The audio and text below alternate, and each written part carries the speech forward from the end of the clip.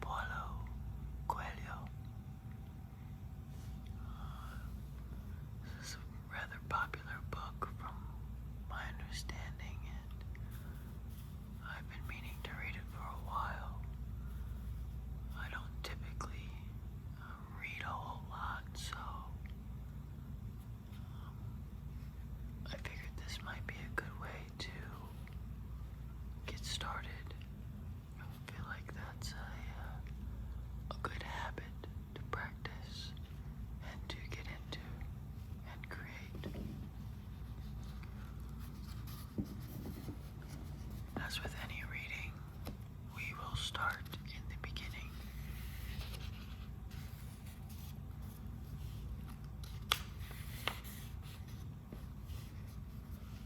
Okay.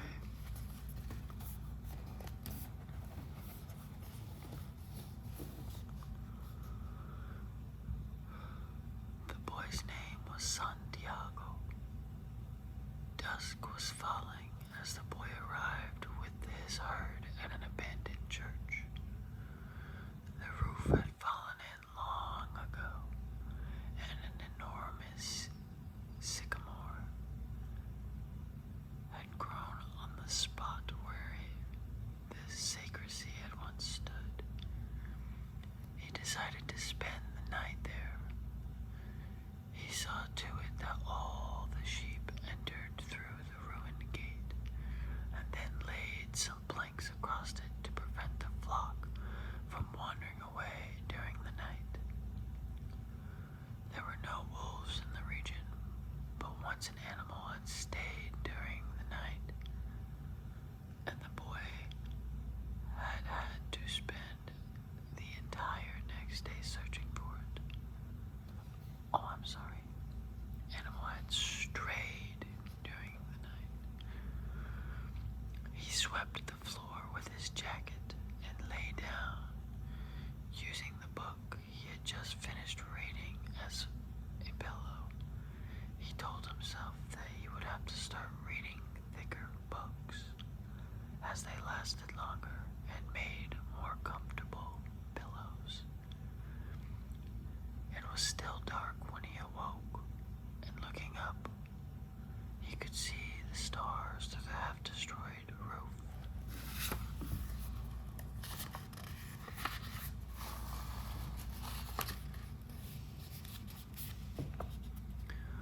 I wanted to sleep a little longer, he thought. He had the same dream that night as weeks ago, and once again he had awakened before it ended. He arose and, taking up his crook, began to awaken the sheep that still slept. He had noticed that as soon as he awoke, most of his animals also began to stir. It was as if some mysterious energy bound his life to that of the sheep, with whom he had spent the past 2 years, leading them through the countryside in search of food and water. They are so used to me that they know my schedule, he muttered. Thinking about that for a moment, he realized that it could be the other way around, that it was he who had become accustomed to their schedule. But there were certain of them who took a bit longer to awaken. The boy prodded them one by one with his crook, calling each by name. He had always believed that the sheep were able to understand what he said.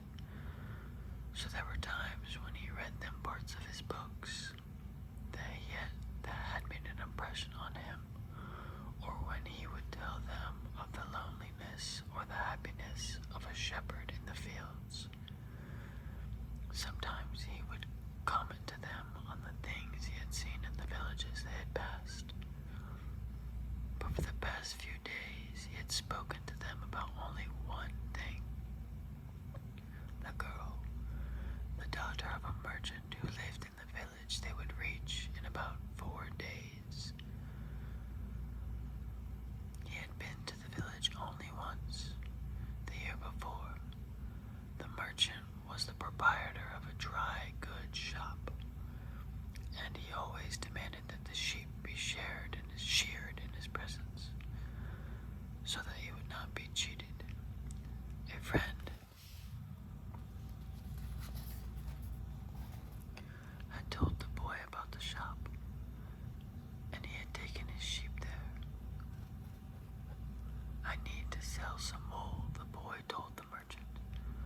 shop was busy, and the man asked the shepherd to wait until the afternoon. So the boy sat on the steps of the shop and took a book from his bag. "I didn't know shepherds knew how to read," said a girl's voice behind him. The girl was typical of the region of Andalusia, with flowing black hair and eyes that vaguely recalled the Moorish conquerors. "Well, usually I learn more from my sheep than books," he answered. "During the 2 hours a day." You can see the shepherd and his flock, and what seems to be maybe the church they spent the night in, or the town where the girl resides. Talked. She told him she was the merchant's daughter, and spoke of life in the village, where each day was like all the others. The shepherd told her of the Andalusian countryside, and related the news from the other towns where he had stopped. It was pleasant from talking to his sheep. "How did you learn to read?" the girl asked at one point. "Like everybody learns," he said, "in school." "Well, if you know how to read, why are you just a shepherd?" The boy mumbled an answer that allowed him to avoid responding to her question. He was sure the girl would never understand, and went on telling stories about his travels. And her bright Moorish eyes went wide with fear and surprise. As the time passed, the boy found himself wishing that the day would never end, that her father would stay busy and keep him waiting for 3 days. He recognized that he was feeling something he had never experienced before, the desire to live in one place forever, with the girl with the raven hair. His days would never be the same again. But finally the merchant appeared and asked the boy to shear 4 sheep. He paid for the wool and asked the shepherd to come back the following year. And now it was only 4 days before he would be back in that same village.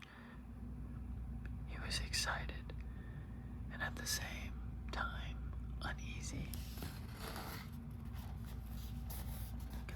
Maybe the girl had already forgotten him. Lots of shepherds pass through selling their wool. "It doesn't matter," he said to his sheep. "I know other girls in other places." But in his heart he knew that it did not, that it did matter. And he knew that shepherds, like seamen and like traveling salesmen, always found a town where there was someone who could make them forget the joys of carefree wandering. The day was dawning, and the shepherd urged his sheep in the direction of the sun. But they never have to make any decisions, he thought. Maybe that's why they always stay close to me. The only things that concerned the sheep were food and water. As long as the boy knew how to find the best pastures in Andalusia, something like that, they would be friends. Yes, their days were all the same, with these seemingly endless hours between sunrise and dusk. And they had never read a book in their young lives, and didn't understand when the boy told them about the sights of the cities. They were content with just food and water, and in exchange, they generously gave of their wool, their company, and once in a while, their meat. If I became a monster today and decided to kill them one by one, they would become aware only after most of the flock had been slaughtered, thought the boy. They trust me, and they've forgotten how to rely on their own instincts, because I lead them to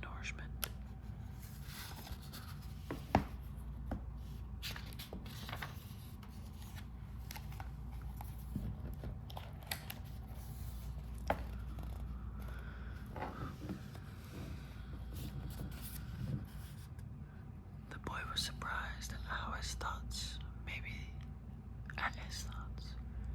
the church with the sycamore growing from within had been haunted. It had caused him to have the same dream for a second time, and it was causing him to feel anger towards his faithful companions. He drank a bit from the wine that reminded him from his dinner. Remained from his dinner of the night before, and he gathered his jacket closer to his body. He knew that a few hours from now, with the sun at its zenith and the heat would be so great that he would not be able to lead his flock across the fields. It was the time of day when all of Spain slept during the summer. The heat lasts until nightfall, and all that time he had to carry his jacket. But when he thought to complain about the burden of its weight, he remembered that because he had the jacket, he had withstood the cold of dawn. We have to be prepared for a change, he thought, and he was grateful for the jacket's weight and warmth. The jacket had a purpose, and so did the boy. His purpose in life was to travel, and after 2 years of walking the Andalusian terrain, he knew all the cities of the region. He was planning on this visit to explain to the girl how it was that a simple shepherd knew how to read, that he had attended a seminary until he was 16. His parents had wanted him to become a priest, and thereby a source of pride for a simple farm family. They worked hard just to have food and water, like the sheep. He had studied Latin, Spanish, and theology, but ever since he had been a child, he had wanted to know the world, and this was much more important to him than knowing God and learning about man's sins. One afternoon, on a visit to his family, he had summoned up the courage to tell his father that he didn't want to become a priest, that he wanted to travel. People from all over the world have passed through this village, son, said his father. They come in search of new things, and when they leave, they're basically the same people they were when they arrived. They climb the mountain to see the castle, and they wind up thinking that the past was better than what we have now. They have blonde hair or dark skin, but basically they're the same as the people who live right here. But I'd like to see the castles and the towns where they live, the boy explained. Those people, when they see our land, say that they would like to live here forever, his father continued. Well, I'd like to see their land and see how they live, said his son. The people who come here have a lot of money to spend, so they can afford to travel, his father said. Amongst us, the only ones who travel are the shepherds. Well, then I'll be a shepherd. His father said no more. The next day, he gave his son a pouch that held 3 ancient Spanish gold coins. I found these one day in the fields. I wanted them to be a part of your inheritance.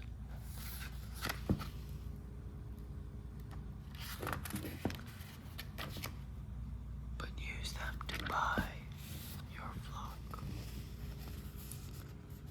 3 Spanish gold coins.